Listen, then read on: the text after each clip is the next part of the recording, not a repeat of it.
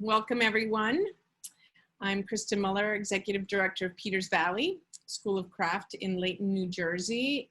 If you don't know about Peters Valley, we have incredible immersive learning workshops each year that this summer are not happening, but due to COVID, but we are offering some virtual workshops. We have a gallery with wonderful virtual exhibitions this year and also an online shop. And we're going to be having a virtual craft fair. So if you want to learn more about Peters Valley, petersvalley.org. Tonight, we're very lucky to present this artist lecture series in partnership with the Pike County Library in Pike County, Pennsylvania. That's just over the river, across the river from Peters Valley. And we are generously funded by the Richard L. Snyder Fund and the Greater Pike County Community Foundation. And originally, these lectures were meant to bring artists to Milford, Pennsylvania, and to the library. And because of the pandemic, we have this opportunity to make it even more interesting and reach more people. So we're really excited tonight to introduce Karen Hampton. And I met Karen Hampton, I think it was in 2016 in California, in LA, where she was born.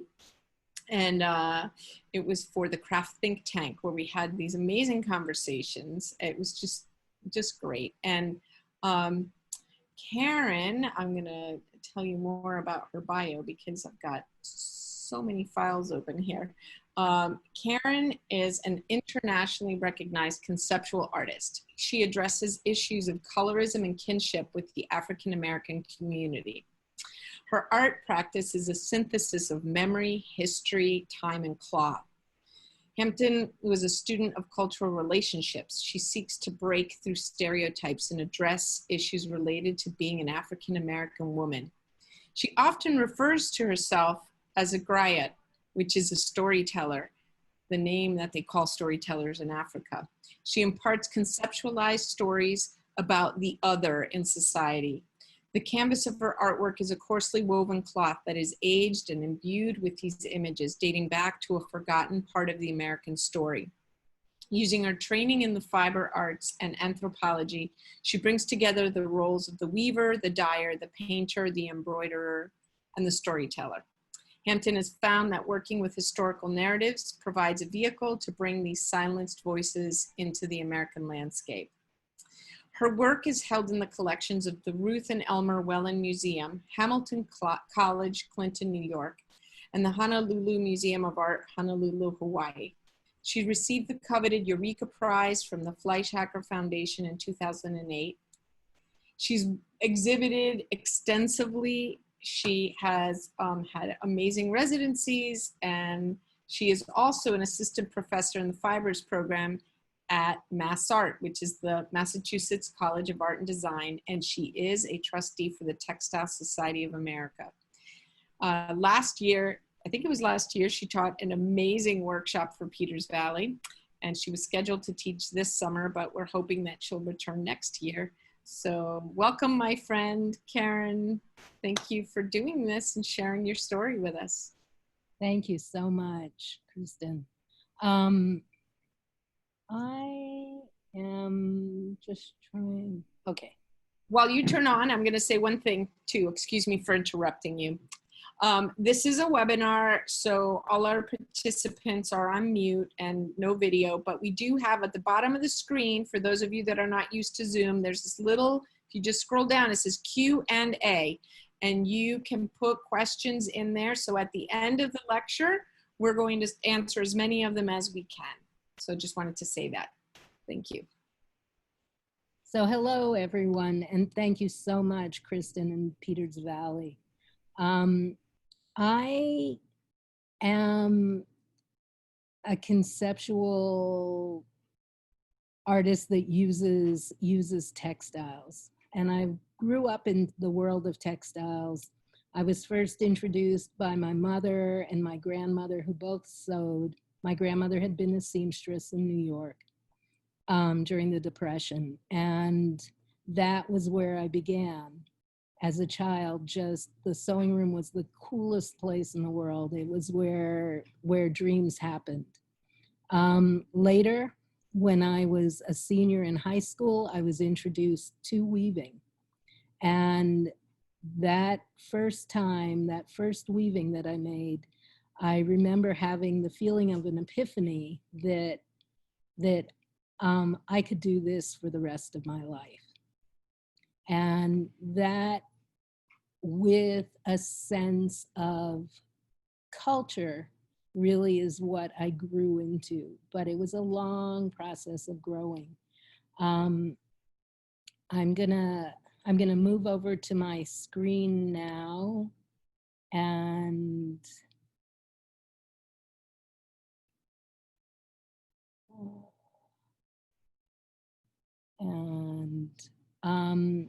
really what I work on is making the invisible visible.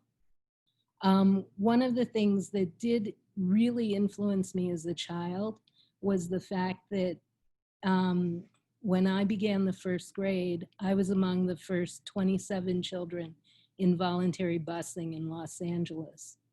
And in that, I had the opportunity to experience not only my own culture, but I had the experience of experiencing another culture.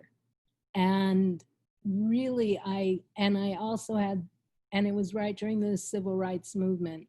And I was in my own head by the time I was 8 years old. I was really looking at race and thinking about race and being just so so saddened by our society and how separated we were. And that, you know, I was telling someone yesterday that I visited, no, I went on the playground as a child at like 8, and I went to the back of the playground and I just screamed one day.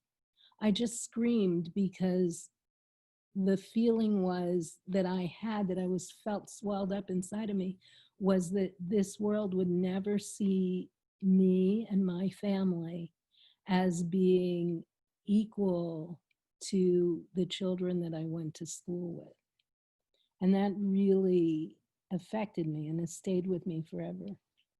So this is just a statement that I really live by, which is, whether woven or stitched, every time my weft crosses the warp or my needle pierces the cloth, I reach through another layer of scorched earth that slavery has left behind, and attempt to reframe issues of slavery and modern day race that divide us.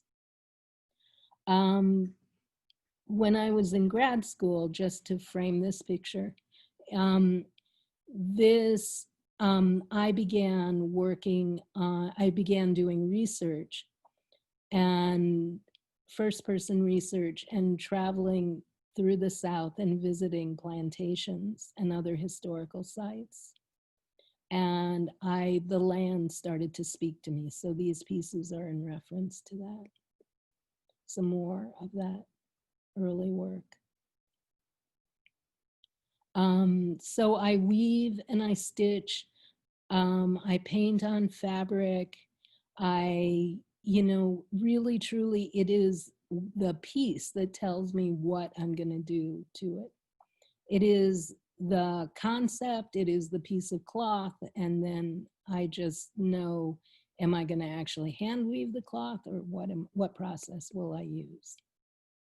So you can see this is a flag, and it says, "Culture is the greatest defense against slavery," as the mantra. I visited on that first trip, I visited the Hampton Plantation, which most probably is my namesake in South Carolina. And from meeting with the docent and meeting with the ranger from the National Park Service there, the ranger pulled out images. They were the first infrared photos that were done to really the heat sensors, where they were going to figure out where communities lived on the landscape. And so this piece was inspired. This piece was inspired by my great-great-grandfather on my father's side and his escape from slavery, which is documented in a book. Another piece, Spirits Cry. So I use a lot of things that are really feel appropriate. This was part of a museum show at the Welland Museum, and this was a room that I created that was all of abolitionists. And this was in 2015. This is a close-up of the piece that I made for Harriet Tubman. And it's layered. It's 2 pieces of fabric. It is a coarse twill with a silk organza on top, and then I stitched the 2 together. And so one image is on the silk and one image is on the undercloth. My piece to Frederick Douglass. So when I'm doing all of this work, like in these pieces, I'm visiting their locations. I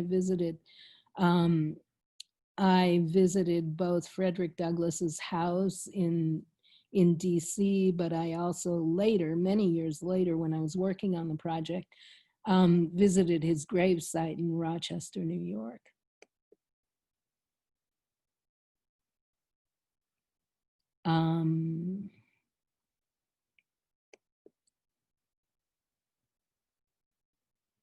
Some of the abolitionists that were very, very important. They were all I sent for these abolitionists, they were all abolitionists that were in central New York. These are 2 pieces from when I was in Brazil. I did a residency that's called Sacatar.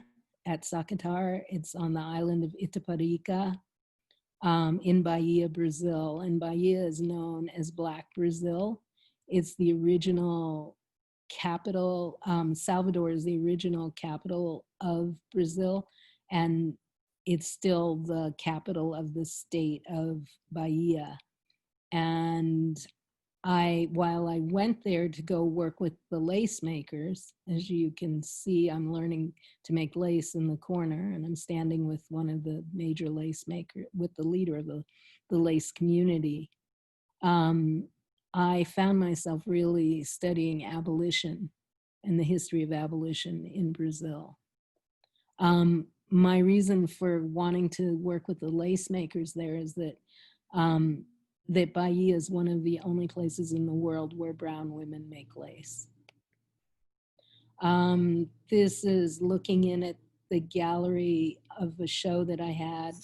I did a year-long residency at Michigan State, and my work, while it began really that I was working on issues around women and children and water issues in Flint, and I was doing a lot of research in Flint, and in learning about Flint, I had to learn about Detroit, and I had to learn about the auto industry.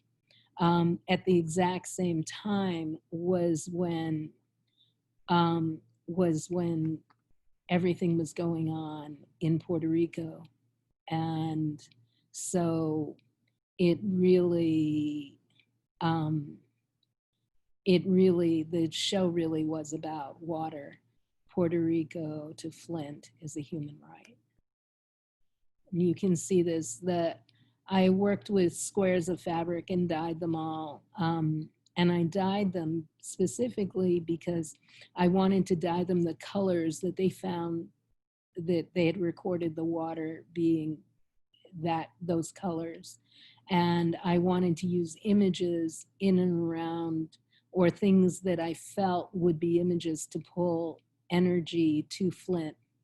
Because one of the things, Flint in the late 50s was the second wealthiest city in the country, and now it is considered the poorest city in the country. And I think there's so much to be learned from really looking at Flint, and really, and how the spirit of the city is held together, and so much of it is held together with art. I believe that they have more art per capita than any other city in the country, and that is the way that it is working and struggling to be reborn, or being reborn. So this is a piece that is about prayers for Flint. And I like to believe that I'm helping to bring energy to Flint and its cause. This is my piece for Puerto Rico, one of my pieces. This was a collaborative piece that I made with my students there. I taught one class a semester while I was there. And none of my students had ever woven before.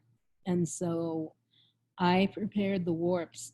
I prepared 6 warps on 6 looms. And my students, I had them do kind of a round robin. I would like tell them, they would start weaving, and then I would tell them stop, and they had to change looms. And part of that was because I didn't want anyone to have any ownership over the piece. I wanted it to be a total collaboration of our energies working on something with, and thinking about Flint. I work a lot with ancestors, and more recently with ancients. And, so how do I differentiate ancestors and ancients? Ancestors for me are, like I can literally rattle off to you my ancestors on at least one part of my family. I can rattle them off for about 250 years. But when I'm thinking about the ancients, I'm thinking more in an anthropological way. I'm thinking about the holders of culture in the realm of 10 to 12,000 years ago and further back.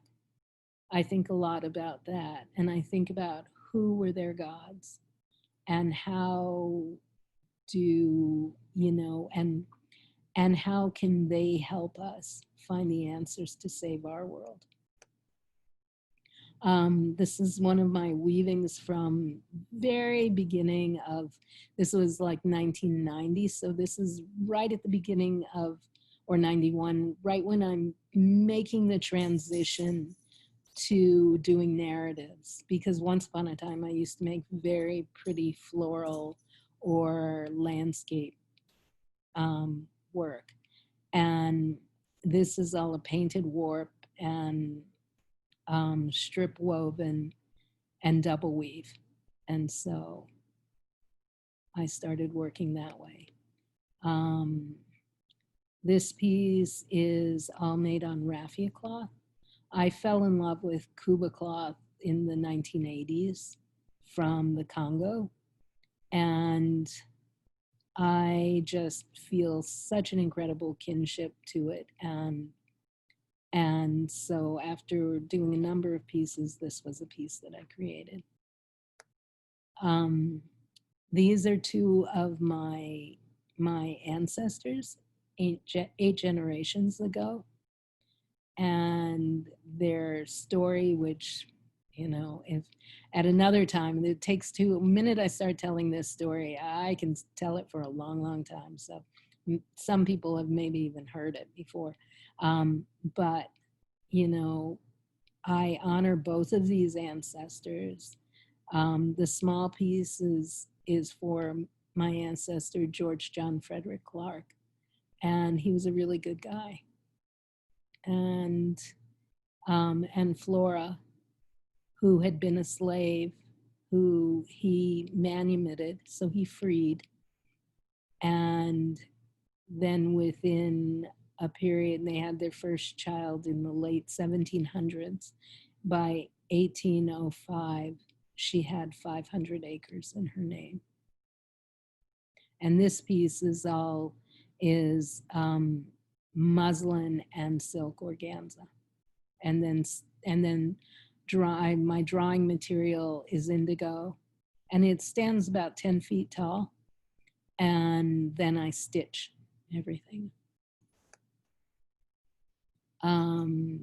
This was a little piece that I did for George, which is under a shade tree, because he lived his life in the theater of St. Augustine, and his only dream was to be buried under a shade tree and not, and to be undisturbed. So no one's ever been able to find his grave. Two of my two grandfathers. The one on the left is my grandfather on my father's side, and he was born in Jacksonville, Florida. And my grandfather on the right side is my mother's father, and he was born in Jamaica, and that's his passport photo. Again, they're the layered works. More of my work with the ancients. I just really feel like all the answers are right here, and it's our job to figure out how to interpret them. This was the first piece that I made with the Cuba Cloth. And what happened was that I was gifted an old Cuba that if you look closely, you can see that there are parts that are rotted out and stuff. And it was and so I took it apart carefully, and then I dyed it in natural dyes. And then I did some other dye processes to it. And then I also started appliquing on top of it. Some work that this is part of a body of work that I started doing that are, I'm trying to think of what I call them. In a way, what I'm trying to do with these pieces is I am trying to change the energy of the work. What happened was that many years ago now, back in the early 2000s, someone gifted me, a student that I had came to me at the end of class and asked me if she said she had some things that she thought I might be interested in. And they were tea towels that her mother had made. And they were from early in the century. My guess is around the 1920s. So, because they were like flour sack tea towels, and they were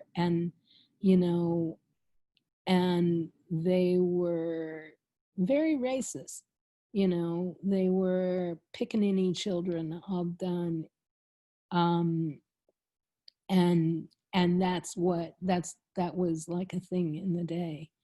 And she didn't feel like she could throw them out because her mother had made them, but she didn't feel like she could keep them. And so she felt, well, maybe Karen can do something with them. And so in my way of working, I sat on them for a long time before I worked on the first one. And the first one is the one on the left. And so by taking this tea towel that has this energy that is just fraught with horrible stuff, I really thought carefully about how to transform it. So I thought about the fact that my father was born in 1928, and I had a photograph of him when he was a toddler, probably not even a toddler yet, but he had on, like, getting the child's first picture of him sitting. And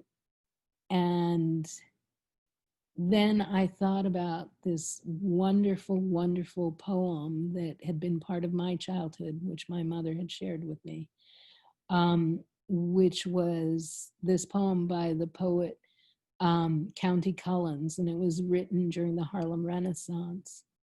And it was a poem that my mother used to to really share culture with my sister and I, because she was so afraid, because we were going to this very white school where we would not be gaining any of our own culture, but where culture would be, where she was like giving us something that we could relate to. And so the poem, which reads, once riding in old Baltimore, heart filled, head filled with glee, I saw a Baltimorean looking straight at me. And now I was 8 and very small, and he was no whit bigger. I smiled, but he poked out his tongue and called me nigger. I saw the whole of Baltimore from May until December. Of all the things that happened there, that's all that I remember. And that's about the legacy of racism. This piece is about the legacy of racism. It is about what it feels like, what it emotionally, for me, I think I still hold on to that, because that feeling, that, the energy that goes into surviving every day of persecution, of being less than, having your ego destroyed, and to be able to perform in school. It is amazing that Black and brown children perform as well as they do, because of the stress that is on their lives, that Black and brown people survive all the racism, the racist attacks that they receive all the time. And, and so this is a piece that is a homage to that, to remember that. And the other piece, which I can't read it anymore. I'm frustrated.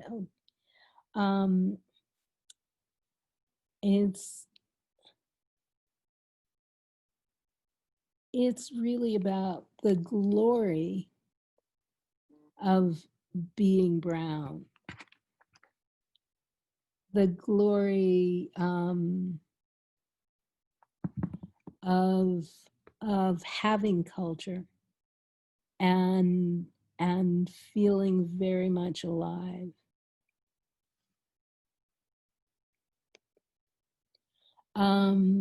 And this actually is my last piece.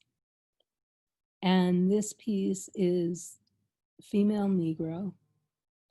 And this is about identity. And it's a process, I'm using a process that that some people, that is known as devoray or burnout. And so it's a process where I like to experiment with materials. And so I weave a cloth that's cellulose, non-cellulose. And my warp, for those of you that weave know, my warp is all dyed in indigo. And then my non-cellulose is what remains after I do the process of burnout. So thank you. I'm back. Thank you, Karen. Oh my God, that was so amazing. Just so authentic and profoundly honest. And thank you for that beautiful work that you shared with us. Thank you. And for addressing such heavy subjects, because those details are incredible. I just think that I'm just left with how elegant and eloquent your peaceful protest is, but I believe in making work. I believe that for me, I use a quiet voice. And I use a quiet voice because I want the largest number of people to hear it. And there's a part of, as much as I hate always having to educate,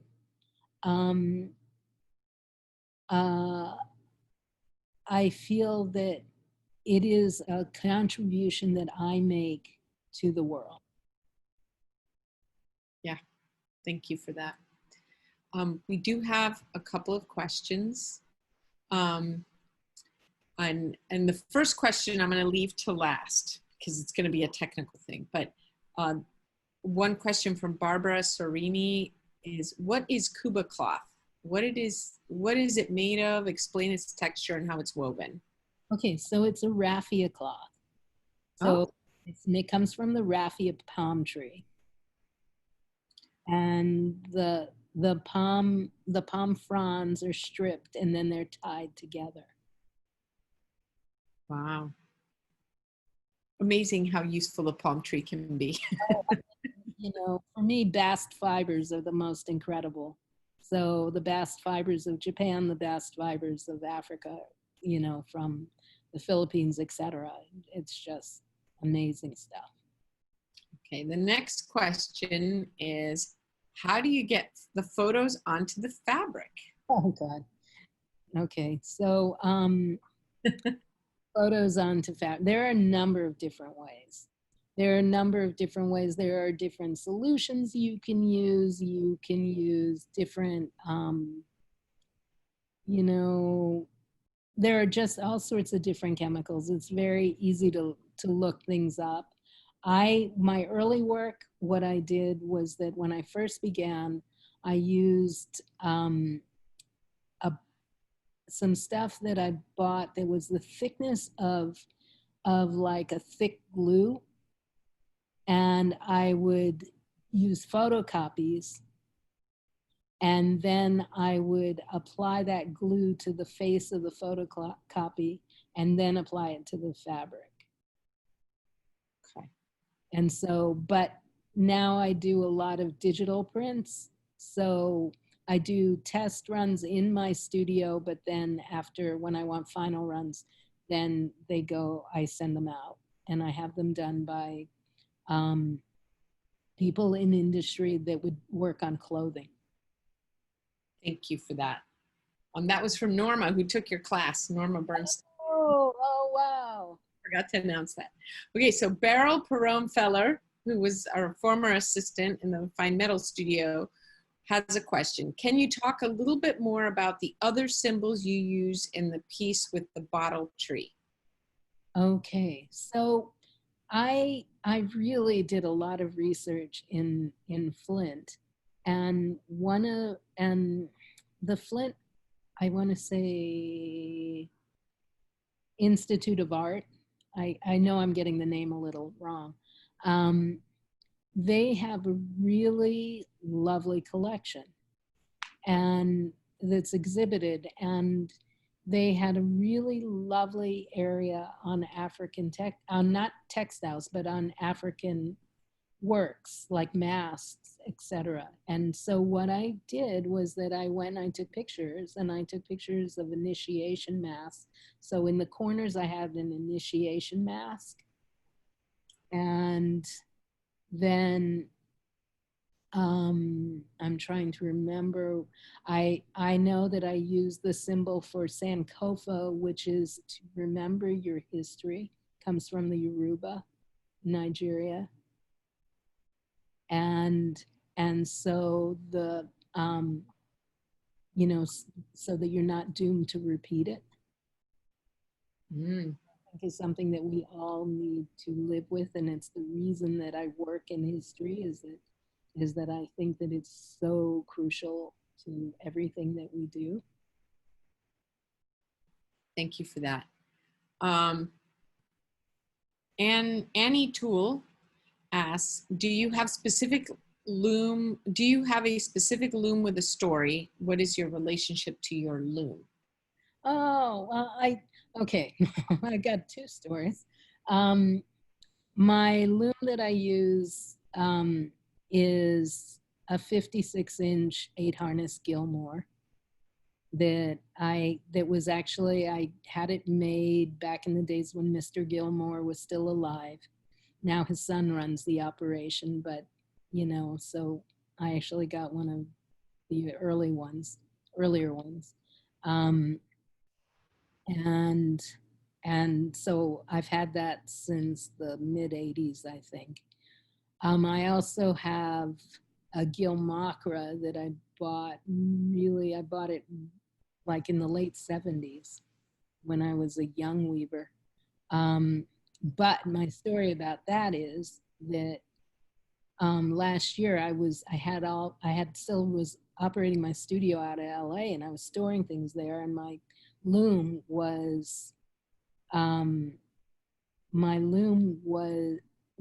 taken from, and a Gilmacra all comes apart. And so my loom was being carried down to the truck, and I didn't go and check. I didn't walk their path. I went around the other side and I didn't see.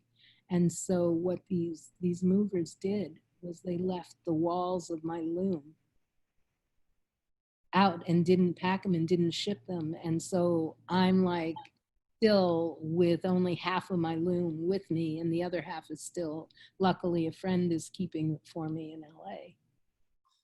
That's, oh my gosh. I'm glad that it didn't get totally lost. Yeah, yeah, hopefully I get it back. I hope so. Michael Letwin has a question. Can you tell us more about what it is like to visit the places where your ancestors lived? It's really kind of spooky. I've visited both the Hampton Plantation in South Carolina, and I visited the Y Plantation on the eastern shore of Maryland. And the Y is where the one that I did the piece about. And that also is the same plantation where Frederick Douglass was enslaved. Oh, wow.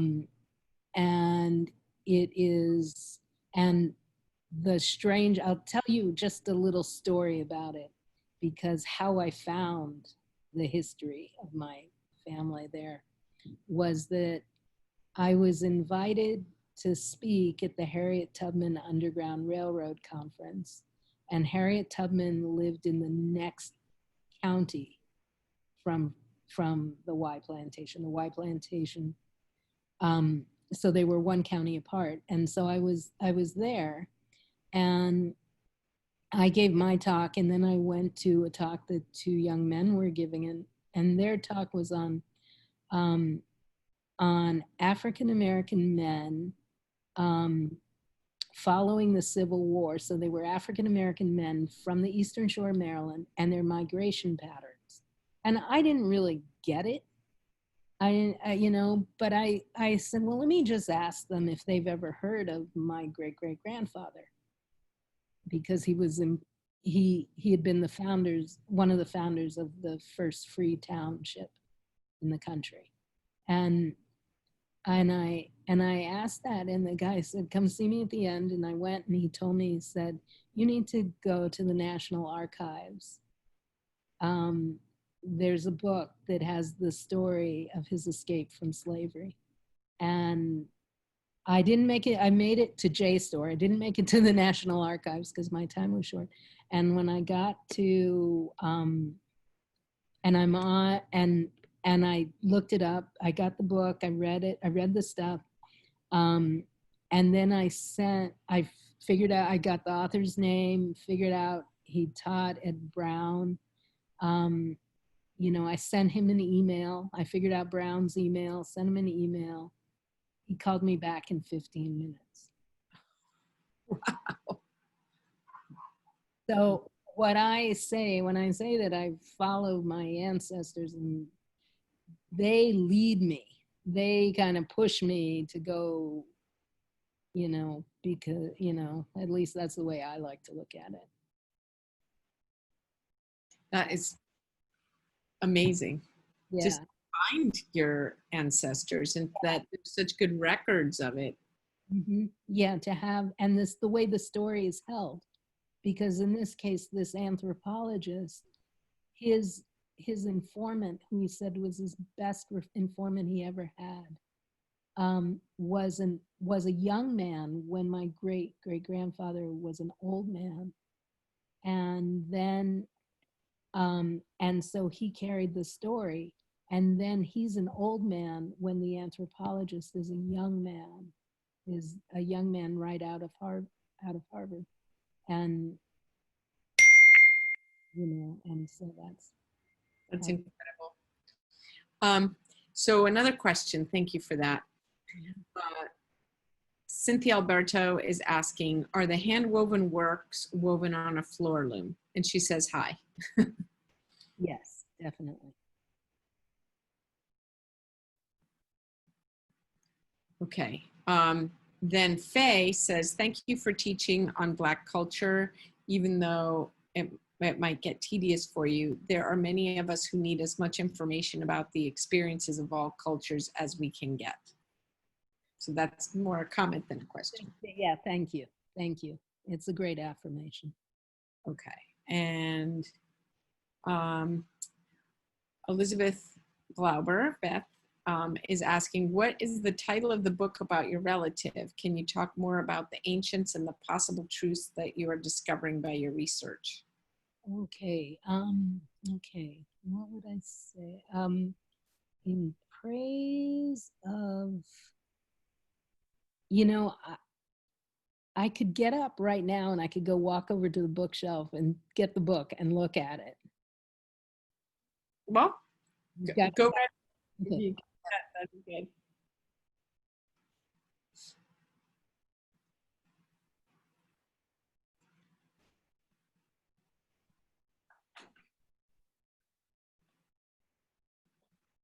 It's titled, Praise the Bridge That Carries You Over, The Life of Joseph L. Sutton.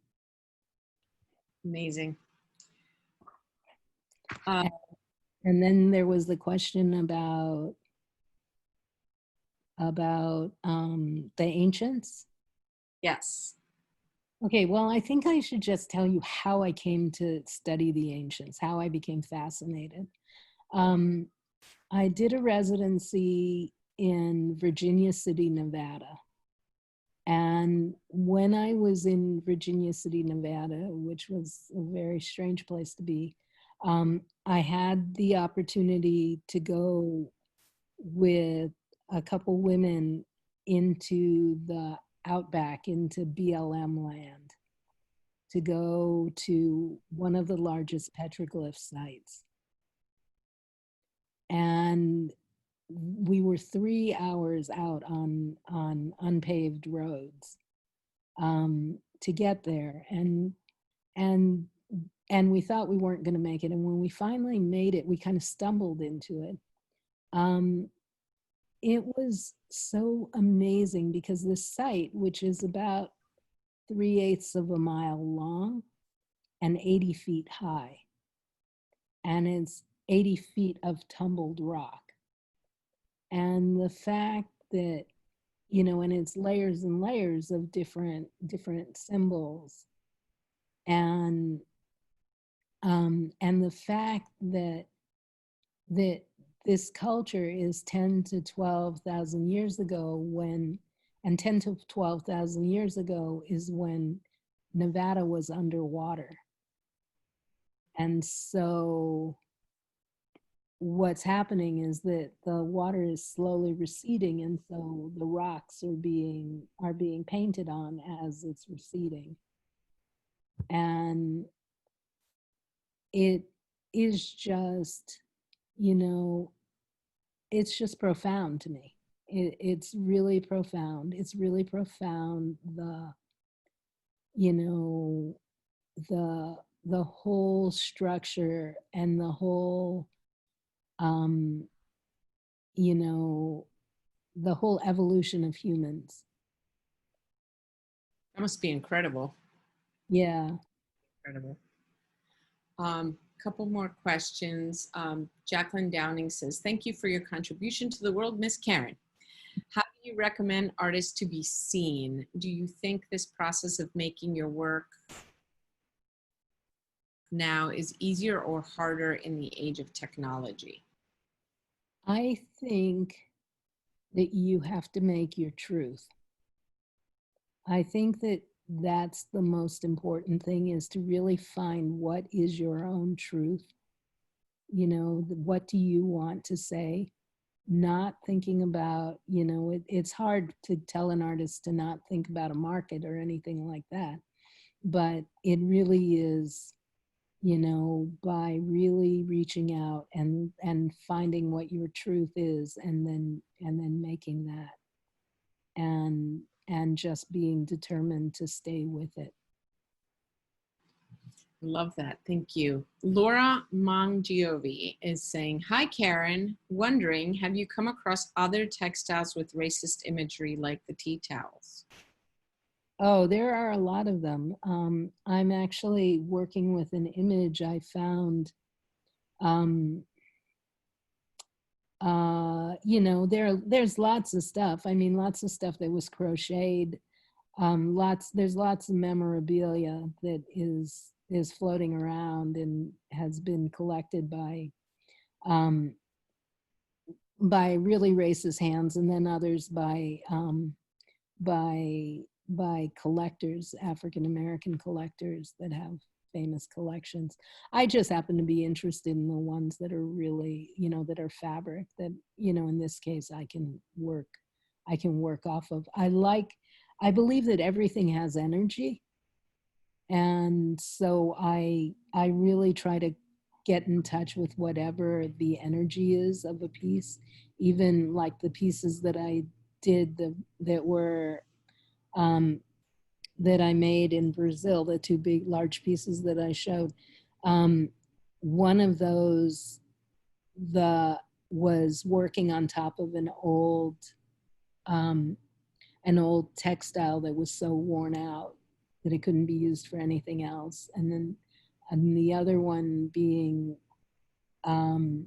where I specifically went to the flea market and collected sugar sacks, because sugar was what slavery was all about in Brazil.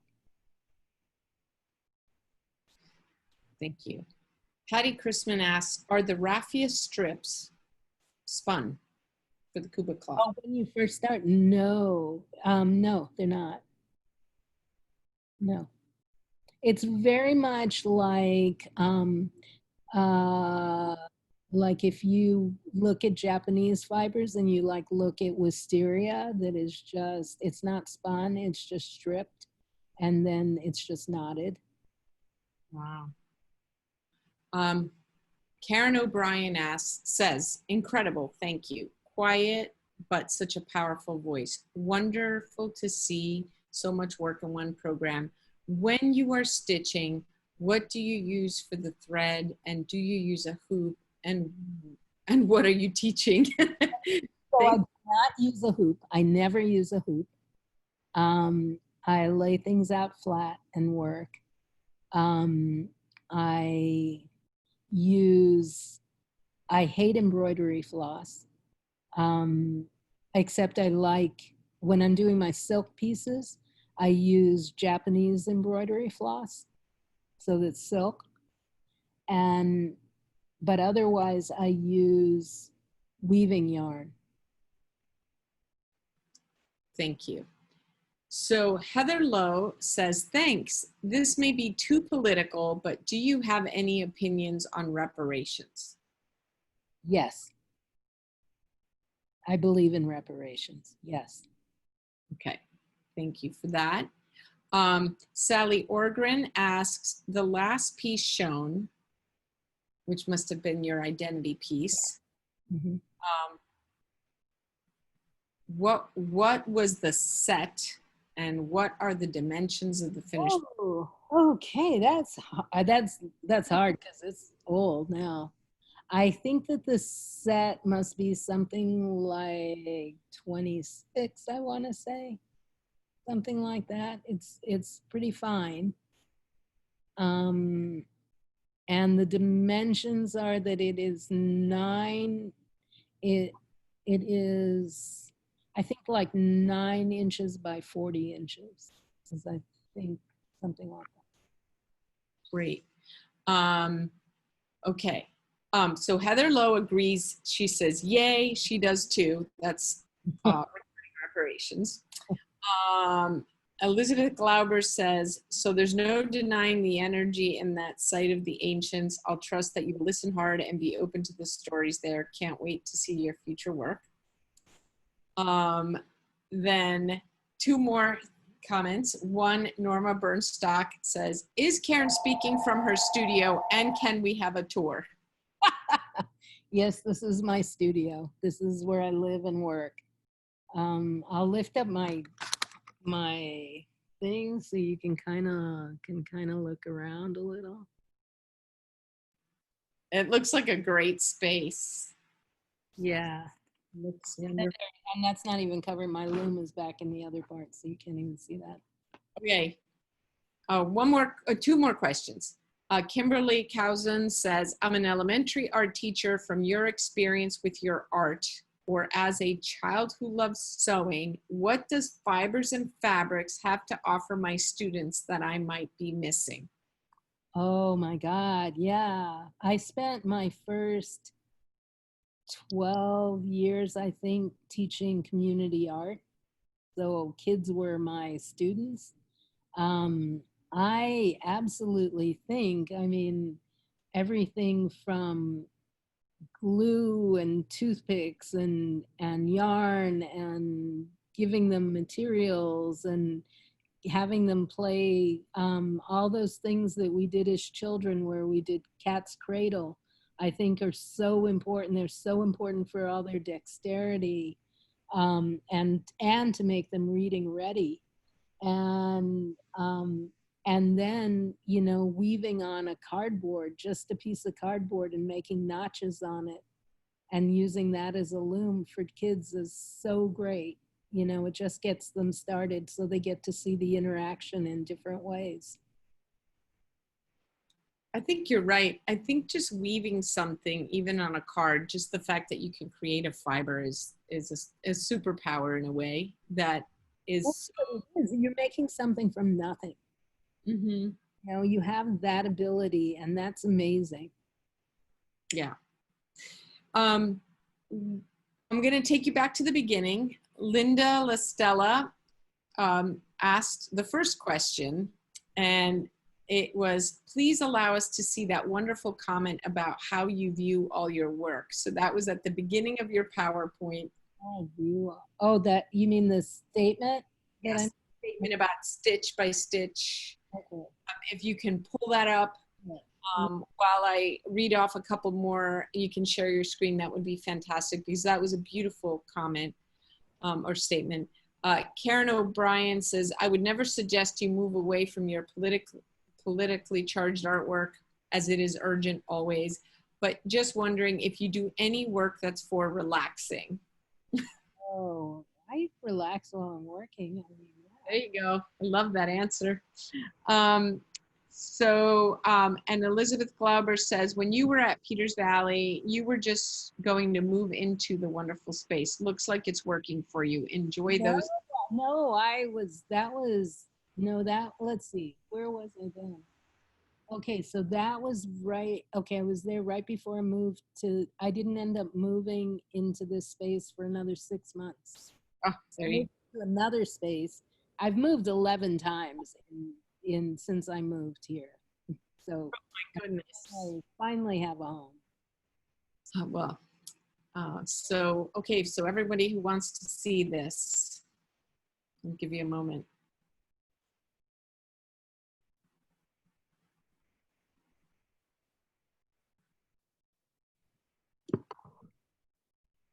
And so Beth says, thank you for sharing your story with us. It's wonderful to spend the evening with you. And Linda LaStella says, thank you so very much. Had my phone handy and captured it. Powerful. And I think Karen and Rachel, who's our registrar at Peters Valley and helps us with all of this technical Zoom stuff, we just enjoyed a wonderful conversation before this presentation, and you said some beautiful things about artists and how they're going to save the world. I really, you know, I tell people now when people talk to me and they go, well, you know, what are you you know, where are you going? What are you doing? And it's like, you know, right now my only goal is to save the world. And I really believe that it is the creative minds, it is the, you know, artists at the forefront, um, are where the direction and the, you know, where we'll really, the only way to move forward. I think that we have to live in a different economy. I think that equity, you know, that the thing that everything, hopefully everyone's learning from everything we're going through, is that we need to live in a much more equitable society. And, you know, and so that's what I believe in. Thank you. Thank you so much. This has been a very profound evening, and keep working and making the statements beautifully and eloquently as you do. And we do need to learn, and we do learn from you. And thank you so much for sharing this with us tonight. Thank you. Yeah, thank you very much. And if anybody wants to follow up with Karen, in the chat, we put her website and her Instagram, and she's very active. So, and catch her if you can, right? Although now you've landed at Massachusetts College of Art, so you'll be there for a while. So that'll be good. All right. Well, everyone, thank you. Have a wonderful evening. Thanks for joining us. Bye. Bye.